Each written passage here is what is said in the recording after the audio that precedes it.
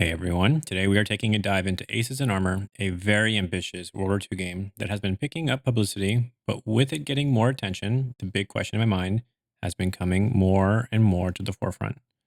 The game kind of came out of nowhere. It has a very lofty goal, and it is mostly community funded. I had been purposely avoiding this game because I had my reservations of how real it was or not, but two things changed that made me want to talk about it. One, this game is starting to become a more frequent topic in the community, i.e., I am getting asked about it all the time, and the developers even asked for this video. And two, they released their tech alpha. With more people asking me about it and being invited to test what they created, I decided it was time to do some digging of my own. So in this video, we dive into what they have done in their tech alpha. How realistic is their tank modeling? And then we can ask the question, how real even is this game? If this is your first time here, this channel focuses on multiplayer sim gameplay. If you're into that, please subscribe. First, let's start with the vision because we may not all be familiar. This game will feature two game modes, arcade and realistic. In arcade, you will control a tank in third person in a 15 to 25 minute long match, basically War Thunder RB. Realistic mode is different. Your control is in first person and you occupy a single position in a vehicle, and thus many people are required to operate the tank, but the option to have AI crew exists. The realistic matches will last around 2 hours. The actual gameplay is a large battlefield to capture objectives or to defend friendly ones. AI infantry will be on the map, pushing and pulling the map with the tanks in support. Oh, and this game will also have aircraft. The game will cost $15 with free vehicles, premium vehicles, that cost money, and also limited vehicles. Limited vehicles are sold in small quantities and can be resold in an in-game marketplace. More on this later. There will be no grinding in this game. The game will be set in World War II, and the initial release will be the Eastern Front of 1942, with future theaters to come. This is the vision, and it is a lofty one. To put it in a very succinct way, it sounds like they are striving to be a more detailed and historical War Thunder with no grind. To be candid, when I first heard about this, I thought this sounded too good to be true. So I sort of dismissed it, but I did keep the game in the corner of my eye because it could be a fun game. Then last summer, I was reached out to by the leader of the project and was asked if I would consider making a video for the game. And I actually declined. In my conversation with him, I shared that I needed to see more and to be able to play something because they have no record as a studio in producing anything. In general, I feel responsible if I put something on here that some sort of due diligence has been done. Basically, I do not want to repeat the same mistakes that others did in the past. Along with that, I do not really want to accidentally kill the baby in the crib. So that was another reason why I was avoiding it. He understood, and then he came back to me after a few months to share their tech alpha, which I'm now showing. In general, the tech alpha is both bare bones and intriguing at the same time. The Panzer IV model looks great. We are in Unity 5 and we get to see that we can interact with everything inside.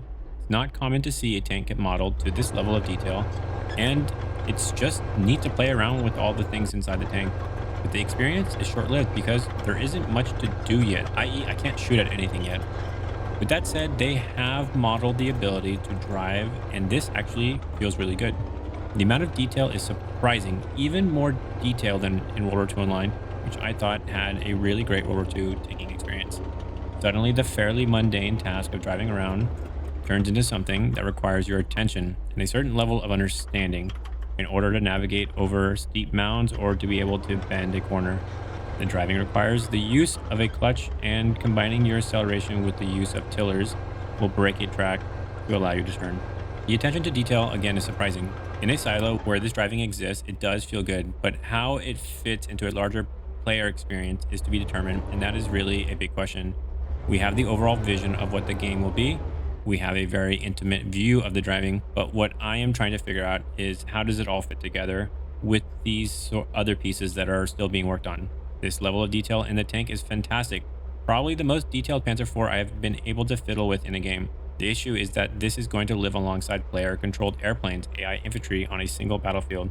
This is a really big ambition, and how this will all functionally exist together is not totally clear to me. In some ways, the amount of detail from a flight simmer's perspective is a warning sign. I am more than aware that detailed full fidelity modeling can exist within a game that lacks any sort of semblance of cohesion and consistency. Gameplay is king. So I do not say this as criticism. Genuinely, I do not. I think it's too early to even really critique this game because it's still more of an idea than an actual game. But I just say this as a watch out for players keeping track of this game. We have been in the sim space long enough to know to not get distracted by jazz hands, i.e., detailed modeling. What is ultimately going to hold our attention is a good experience of a well thought out game that feels good. It's not particularly unique anymore to do detailed modeling.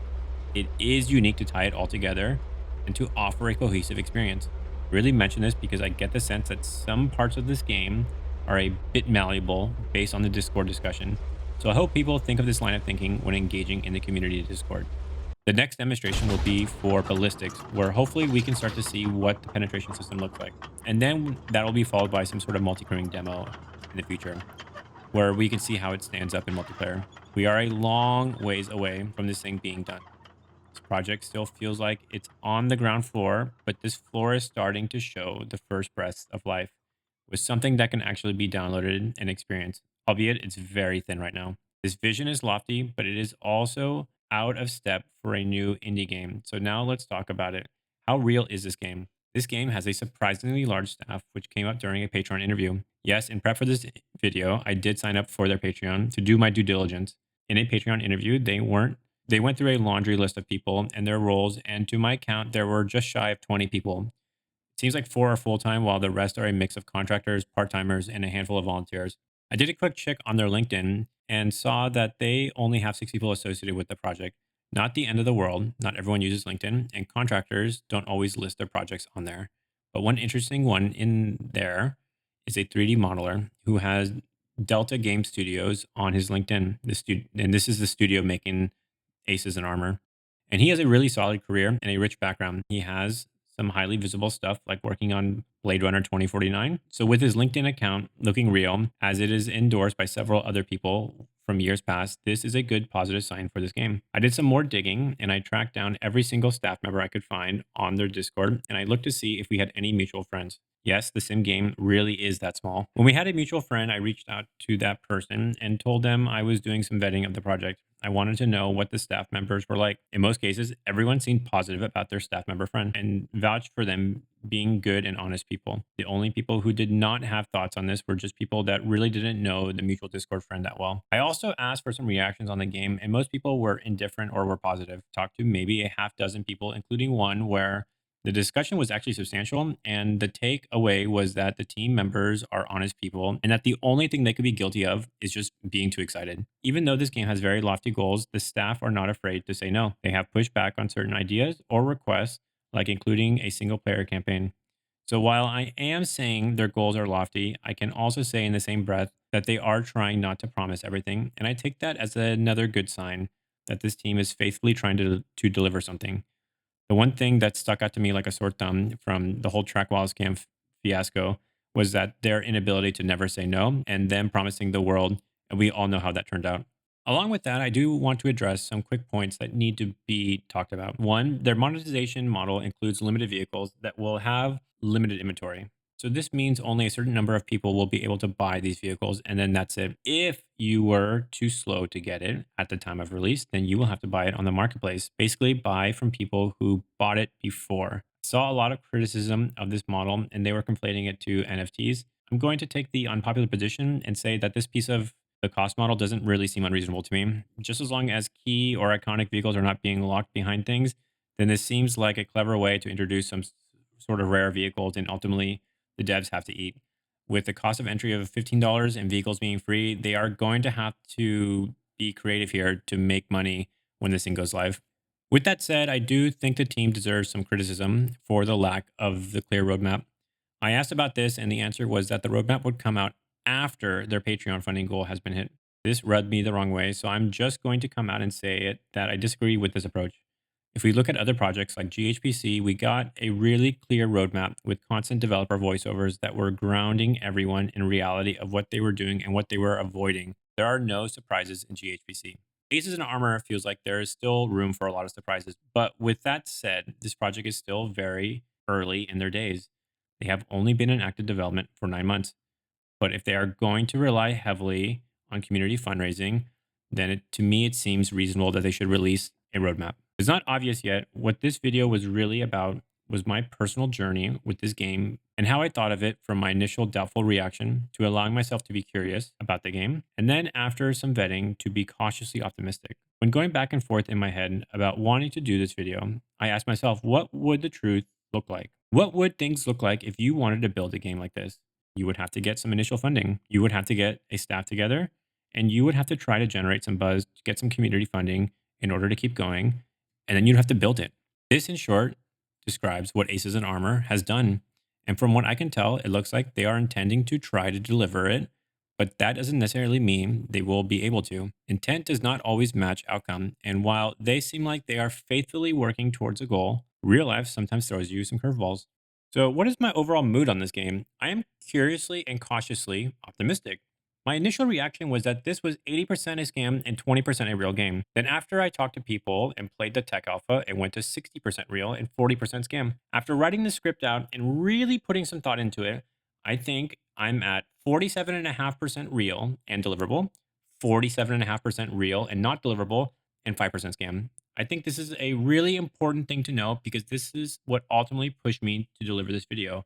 I am fairly convinced this team are staffed by honest people that are intending to deliver. I'm not entirely convinced that they will be able to deliver, but I hope that they do. With that said, being a sim gamer is a curse.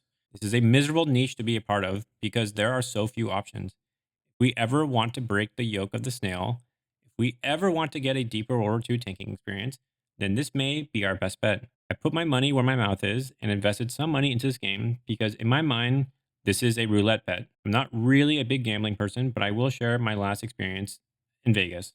I was up $200 and was walking back to my hotel room. I saw the roulette table and I decided to put all of my winnings on black. If you haven't played roulette, it's like flipping a coin, but it's not. You have a 47.4% chance to hit black in roulette. And ultimately, I'm giving this game a 47.5% chance of being real and deliverable. I have made some money in roulette betting it all on black, and I've lost some money also betting all on black. If I'm willing to just throw some money into a bet on a roulette table, then to me it seems reasonable to bet on this with similar odds. So I have put some money in, not a lot, just a small bet on this game, but I have chipped in because I hope it does happen. If we hit black on this bet, we will see. But I am curious to keep this game in the corner of my eye as it develops. Now I turn it to you. Will you be betting on this game? Tell me below in the comments. And if you like this video, please subscribe, as this is the best way to help. Thank you.